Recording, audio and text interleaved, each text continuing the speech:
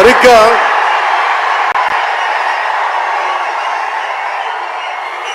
ఒక 2 సంవత్సరాల క్రితం భీమ్లా నాయక్ రిలీజ్ అయినప్పుడు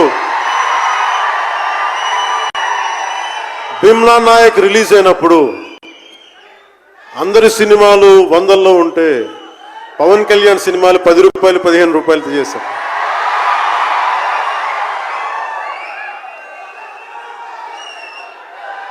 నేను ఒకటే చెప్పాను ఆ రోజున, మనల్ని ఎవడు ఆపేది.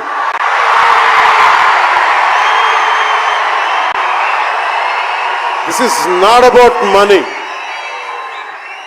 This is not about finance. This is not about records. This is about damn guts. This is about damn courage. This is about damn tenacity. We are here. We will stand by. We will serve justice.